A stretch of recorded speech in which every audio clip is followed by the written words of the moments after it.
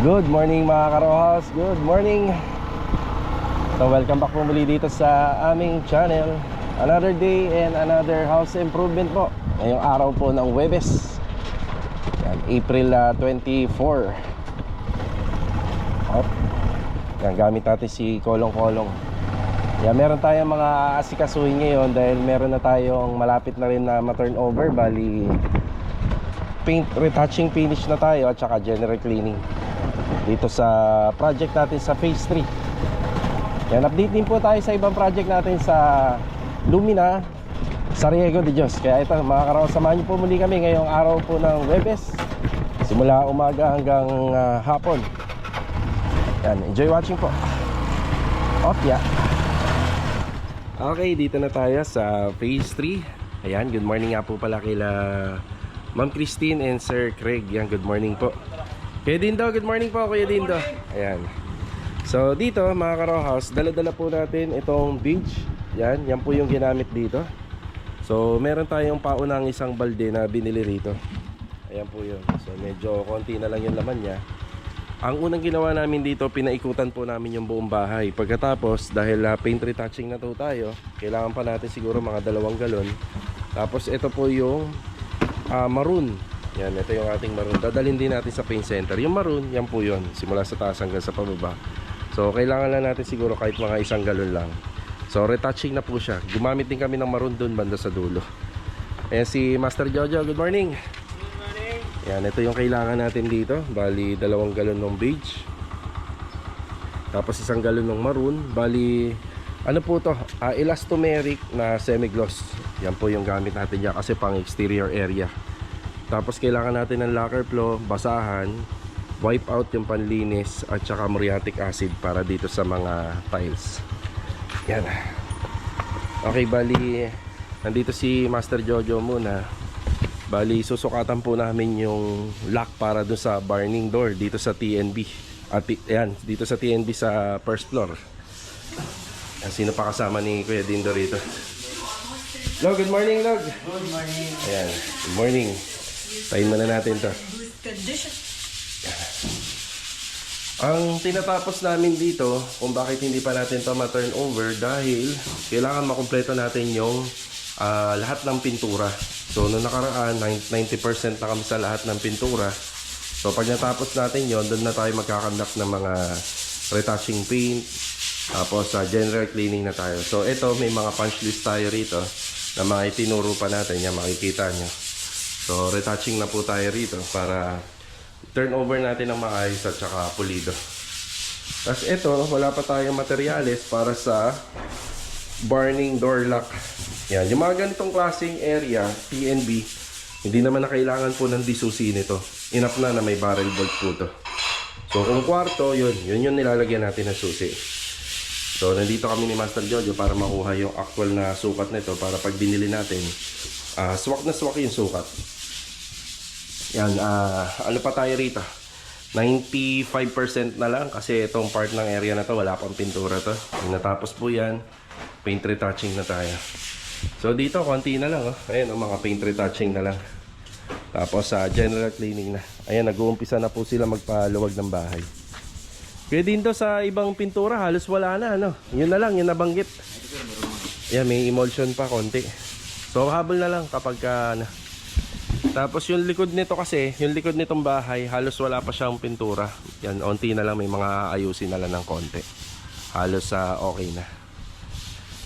Kuya, yung ano pala, yung mga wiring na dapat kasi sa CCTV, papatayin na natin yan. Yan yung 2. Pagtulungan niya na ni Bilog. O, tapos syempre, masilya, retouching na. Paint retouching. Pakiano na lang kuya, pakisuyo. Yan. So dito sa unit na to, yan ilaw, baka sikasuhin na rin natin yung 4 na ilaw nito kasi retouching paint na lang din naman eh. Tapos lilinisin po yan lahat para pagka turn over po natin kay client, bagong bago. Yan, ito ang assignment natin ngayon dito sa Lumina Homes Phase 3. Yan, naka-focus na tayo dito. Tapos si Kuya Rigor din, may mga paint retouching din po siya dito sa mga barniz, sa mga finishing carpentry. Kasi ito gagawin po nating bagong-bago po ito. Yung area na yan. May mga hindi pa tayo nabibili rito kagaya nito. Yung sa floor drain at saka yung mga faucet. Yan, bibilin po natin yan. Kukumpletuhin natin yan. Tapos maglalagay din tayo ng drainage nito. So yung floor drain ng ngalan nito, naka-expose na lang. Gagapang na lang po yan sa dulo. Para hindi matakaw sa maintenance. Tapos pipinturahan po natin ng kakulay ng beige. Tapos ito naman, itong bahagi na ito, lalagyan natin ng polycarbonate dyan magkabila. Ganyan pa yung mga kailangan natin dito. Tapos huling-huli na sila Master Batang. Kuya yung ilalim. Kailangan malinis na. Sige. Sa kornisa ka pa naman muna, kuya, Yung kornisa. Itong parte na lang aking feeling. Dito tapos na. Oo, ayos. Ito na lang. Sige. Palitan na ng bilog to. Hapon. Oo. Yan. Halos matatapos na tayo rito. Tapos si Master Jojo may mga konti pang ikakabit dito kagaya nito. Area. Ayan, okay na po tayo rito mga karawaho sa unit na to. Yung iba naman po kasi nandito. Pero meron pa tayong mga kukumpletuhin dito na binanggit ko kanina. Kagaya nito, yung lamppost dito sa poste, may 4 to. Tsaka 4 na LED bulb. Tapos kailangan din natin pala ng clean out dito. Kaya hindi natin nabanggit. Ito kasi is yung pinaka-cut spacing ng downspout galing sa slab. At tsaka pinaka-clean out naman ng ating kitchen sink. Tapos floor drain dito, yan nabanggit ko na kanina. Ang floor drain na gagamitin pala dito is sa 10x30. Yan dito kailangan medyo mahaba. Tapos sa faucet, yan papalitan natin yung mga faucet kabilaan. Tapos kailangan natin dito ng PVC. Yan dito. PVC at saka elbow. So 2 at saka 3 elbow. Tapos yung clean out na DDoS para dito sa ilalim ng lababo. Yan sa ilalim ng lababo. Itong mga pagkukumpleto na to, lagi natin ginagawa kapag halos buong-buo na po yung bahay. Tapos kailangan natin ng mga ilaw dito sa ilalim ng cabinet. So ito na po yun. Haba niya. Isang 3 feet, 5 feet, tsaka 4 feet. Tsaka kailangan natin ng isang 3-gang switch para rito. Ito, iuhuli ko na to. Kasi meron ditong 110 supply. Tapos sa P-trap ng lavatory at saka lavatory na may laki na 35 cm by 50 cm. Yung basin type lavatory natin dito, wala pa po tayong on-hand ito. And dito sa loob ng TNB. Bidet, wala pa tayong on-hand na bidet dyan. At saka yung 3-way bulb niya. Yan, 2. Saka yung LED wall mirror, wala pa tayong on-hand. Tapos dito naman, cabinet handle. Yan, 3. Yan. So, ito, nilista na natin kung sakaling magawi po tayo sa labas. Yan, bibilhin na rin natin. Yan, kung makompleto na namin to na mga almost 98%, 99%, tingnan natin kung ano pa yung kulang. Yan, si Master Jojo, pupunta na siya ng Riego de Dios. Tapos ako naman, uunahin ko munang bilhin yung unang nakalista rito para sa general cleaning and paint retouching. Yan. Una na ako kuya ha. Bibiling ko na ako ito. Salamat ho. Sige. Tara. Dito na tayo sa pwesto ni Kuya Johnny. Kuya Johnny, good morning. Good morning, sir. Yan. Ito nga po pala yung ginamit namin. Ito pala. Pansin nyo magkaiba sila ng kulay. Ito yung para sa project natin sa Block 9 Lot 5. So dito, kuya, 2 galon. Tapos ito naman 3 galon kailangan natin dito. So ito naman yung project natin sa Block 9 Lot 14. So ito, 3 galon. Ito sa Block 9 Lot 5, yan papupuno lang natin to. Yan, meron pa siyang konti. Papupunuin lang natin to. May masking tape ka ba dyan? Di uno? O 3-port lang? 3-port lang, sir. 3-port lang. So yan lang. Pa-mix lang tayo ng pintura. Habang tinitimpla ni Kuya Johnny yung pintura natin, kung subukan natin kompletuhin yung iba rito. Yan yung iba kasi dito sa iba nabibili ito eh. So check natin baka meron dito sa mga hardware. Sa hardware muna tayo. Ito yung para sa aircon. Kailangan natin para mailagay natin sa floor drain. Tapos basahan, kulay puti na yan. Kaya 4 na bundle. Tapos yung switch, elbow, masking tape, tsaka yung lacquer flow. Ang mahirap bumili rito yung muriatic acid. Yung iba kasi rito sa hardware, hindi nagbebenta nun. So ito lang yung purchase natin ngayon sa Block 9 Lot 5. Yan. Mukhang patapos na si Kuya Johnny. Itong isang timba medyo madami kasi gagamitin pa lang po namin to para doon sa project natin sa phase 3 din sa Block 9 Lot 14. Ito 2 galon na lang. Kalahati na lang po nitong timba. Retouching paint na lang po, paikot. Yan, mas malaki po kasi yung trabaho natin dun sa Block 9 Lot 5 compared dun sa kabila. Yan, meron pa kasi tayong pinipinturahan dun sa baba. Yan, retouching na lang to. Yan, magkaiba yung kulay nila, mas matingkad kulay nito. Yan, kaya medyo matingkad kulay nito. Binagay po kasi namin dun sa mga elements ng tiles, black and gray. Ayan, diba? Yung maroon na pare. Yan o. Maroon. Tapos yung ibang mga kailangan natin dito, yung iba kasi dito mabibili sa may My Home sa Tansa. Pag lumabas na lang kami ni Mrs. gamit yung kotse, bibili natin to. Okay na tayo rito kay Kuya Johnny. Ingay ng ano. Ayan, okay na po tayo rito. Ito yung pinatimpla natin. Ito yung para sa Block 9 Lot 14. Medyo mabigat to, 3 galon. Ito yung sa Block 9 Lot 5. Yan, 2 galon lang to. Plus may 1 galon na maroon. Tapos nagdagdag na lang ako rito ng roller kasi manghihingi yung mga kasama natin ito kasi retouching paint na. Yan. So ito yung purchase natin dito. Tapos isa naman, so sa Block 9 Lot 14, yung 3 galon. Tara. Yan, bumili na tayo ng wipeout. Yan, palinis to ng PVC panel, pwedeng pintuan. So pwede sa aluminum. Ayan. Huwag lang sa pader. Yan. Yan kaya Salamat. Yan, muriatic acid, 3 bote. Ito yung ginagamit namin panlinis sa outdoor tiles dahil pinalalambot niya yung mancha at saka yung pintura para mas madaling linisin. So 165. Tara, yan, nandito na tayo. Sige, dalhin mo na lahat yan. Yan, para yan dyan lahat. Ito lang, wag lang tong naka ano. Yan.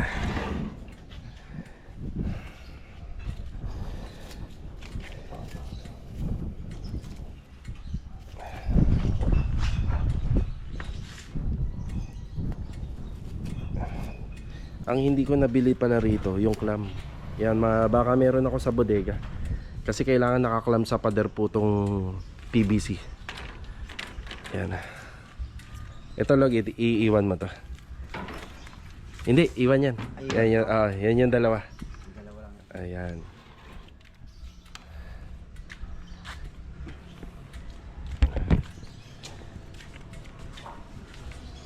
Yan, para dito po lahat yan. Kaya din doon, nabili ko na yata lahat. Nabili ko na yata lahat. Maliban lang dun sa mga nilista namin ni Jojo dito. Para sa mga ano. Yan, may muriatic na dyan. Extrang roller, paintbrush. Yan, kumuha na kagad si Bilog paintbrush. Tapos ito puti na kasi for finishing na tayo.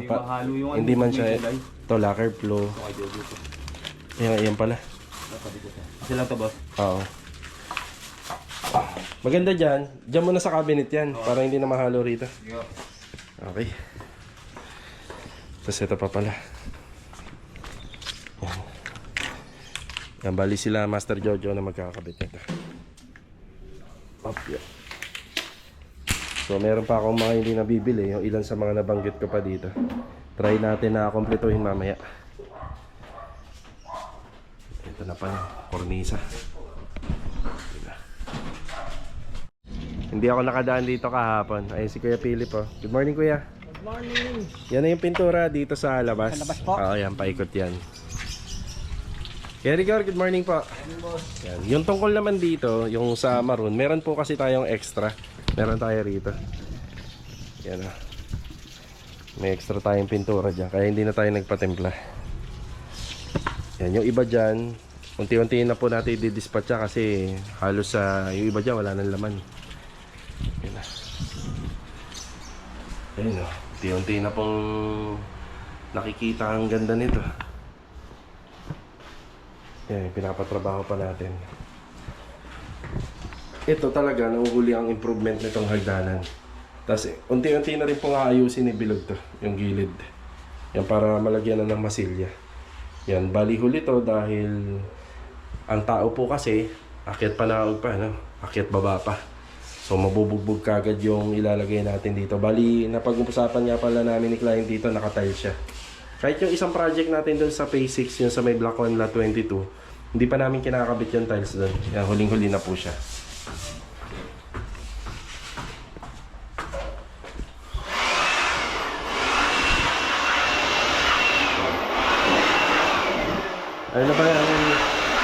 Ano na ba ginagawa natin dito, kuya? Bintana? Opo. Okay. Hindi ako muna, pasabihan mo na, boss. Tapos linis na kagad ng salamin. Opo. Tapos pipinturahan na po yung mga eto. So hindi pa kami nakakapag-usap ni client tungkol doon sa nabanggit ko sa overhead cabinet, pero feeling ko baka hindi niya na muna ipa-priority. Kasi mas ano po sa kanya yung deadline. Yung deadline namin dito mas mahalaga po sa kanya. Yan, papauna lang po muna natin to yung sa mga bintana. Yan na. Yeah.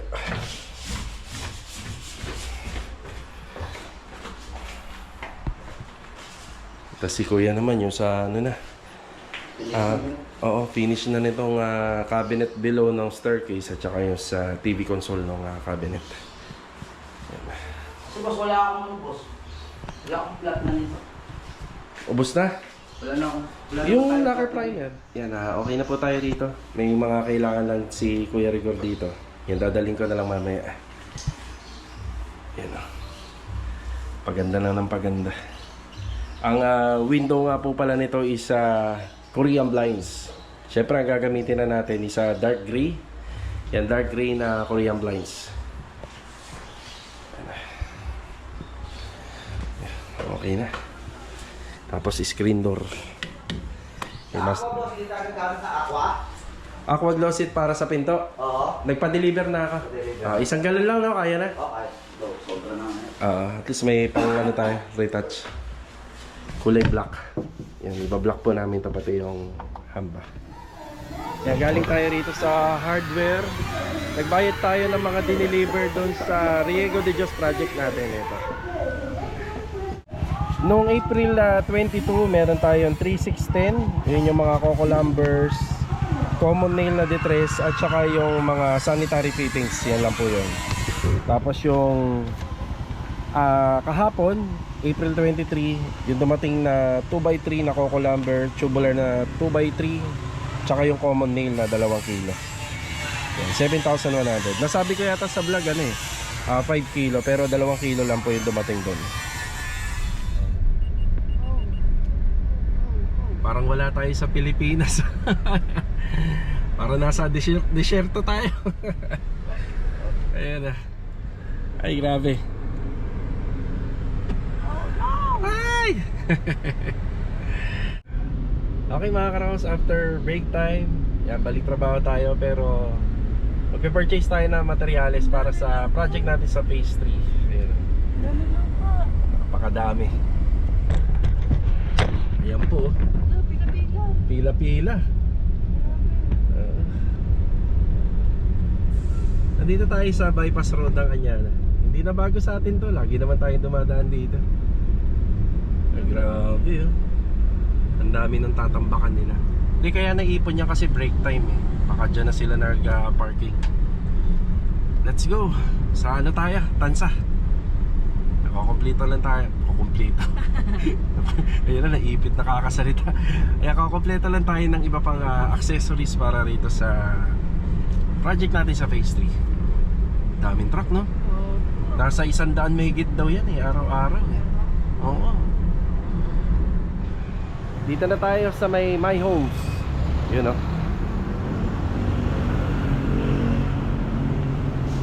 Itong binibilhan natin dito, bali afford po sa budget, then quality yung mga materyales. Yan, lagi naman tayo nandito eh. Ito yung mga binili natin. So, dalawang stainless faucet para dun sa harapan ng bahay. Nagdagdag nga pala ako nito kasi baka magpadagdag si client nito. Bali, tissue holder to. Tapos, dalawang piraso ng flexible hose para po sa lavatory. At saka dun sa water line po natin. Yan. Tapos, dalawang two-way valve.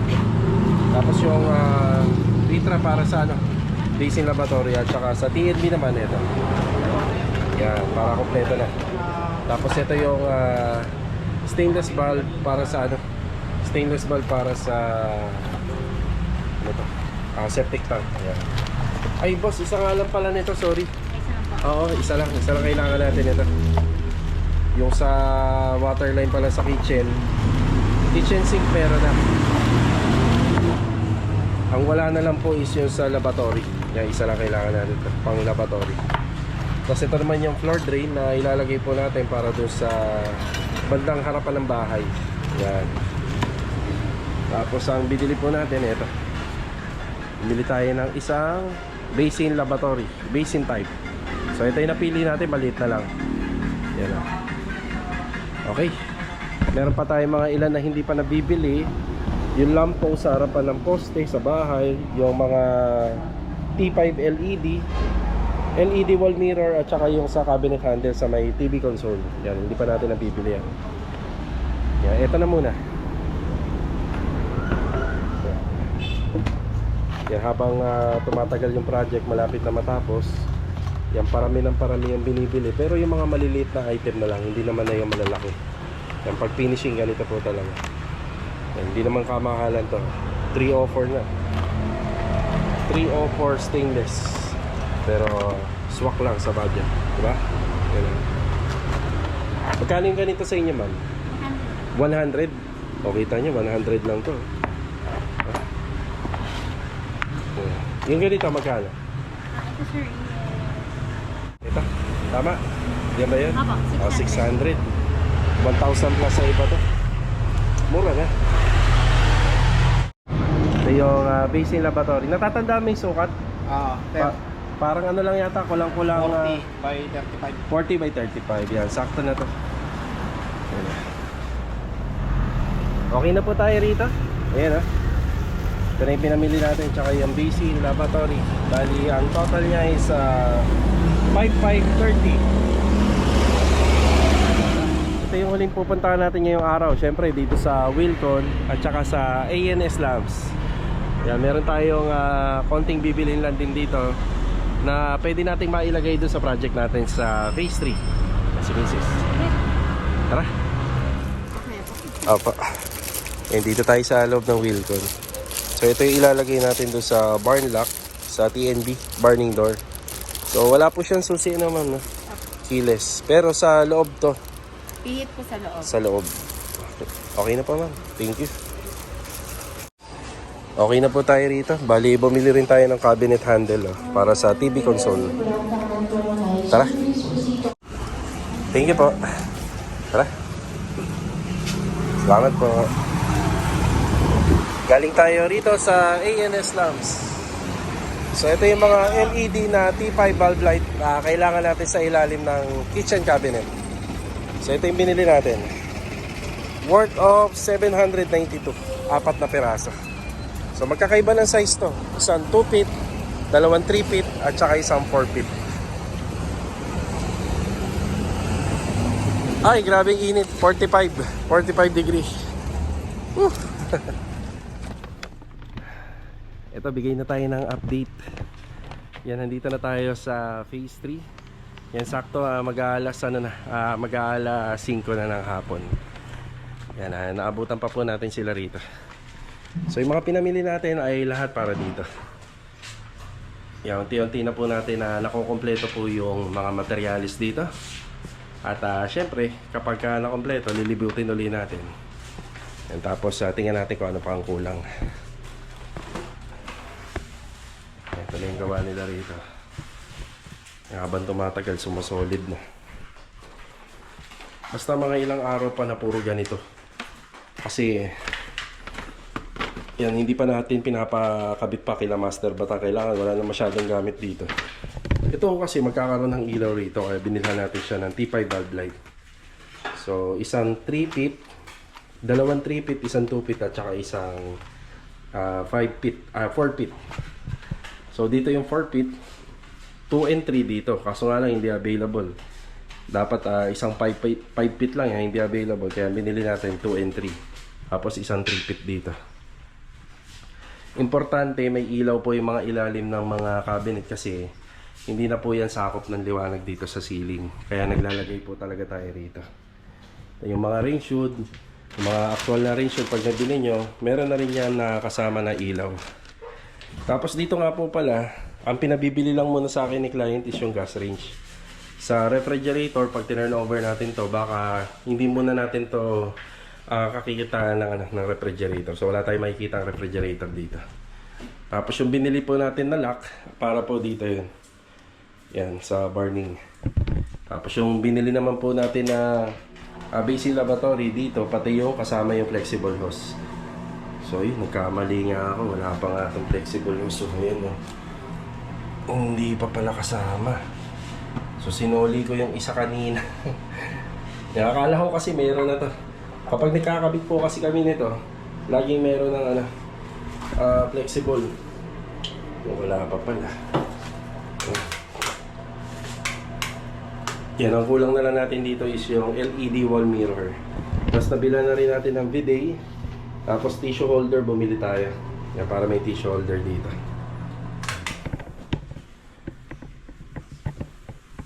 Yan, halos matatapos na pala to.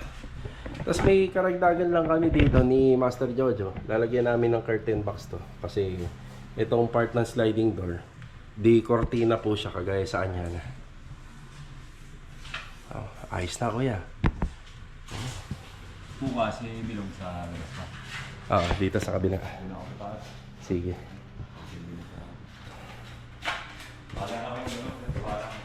Oo, sige. Tapusin nyo muna. Saka tayo mag-ano. So ano pa ba yung meron dito? Ayan yung mga binili natin. So ito nga yung galing sa Wilcon. Tapos yung sa cabinet, ito yung paglalagyan. Yung tatlong pintuan. Yan. Ang hindi ko pa nabibili rito, yung sa poste. May lamppost tayo na ilalagay dyan. Pero para mas maganda, gagawin nating dalawahan. So may ilaw sa taas, may ilaw sa baba. So dalawahan, tapos yung mga bulb light pa. Yung polycarbonate, sa hardware naman yan, kahit mahuli na po yung polycarbonate. Maganda po kasi yung talagang malinis na, para hindi na madudumihan. Tapos yung paikot ng pintura, so gagamitin na lang nila yung pintura ng mga binili natin kaninang umaga kapag ka-retouching na.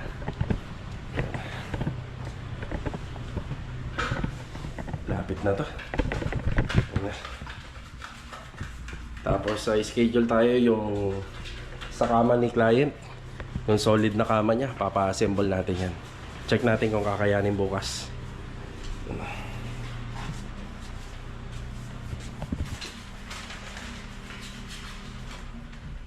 Bale, ito mga karos, hanggang dito na lang po muna yung vlog natin ngayong araw po ng Huwebes. Hindi na nga po pala tayo nakadaan dito sa project natin sa Riego de Dios.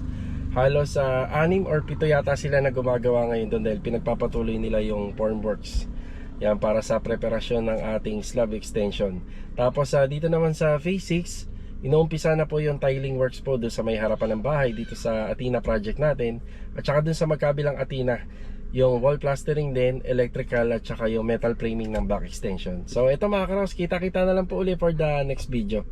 Yan, maraming salamat po mga karos sa walang sawa nyo pong suporta dito po sa aming channel. So ito, medyo malapit nang matapos tong project natin sa phase 3. Etong project na to, hindi naman po nagmamadali talaga si client kasi si client nasa ibang bansa.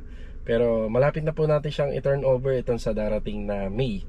Konti na lang po ang mga gagawin natin dito. Tapos abangan po natin mga ka-row house yung naging project natin dito sa phase 1, isang 45 square meter na row house.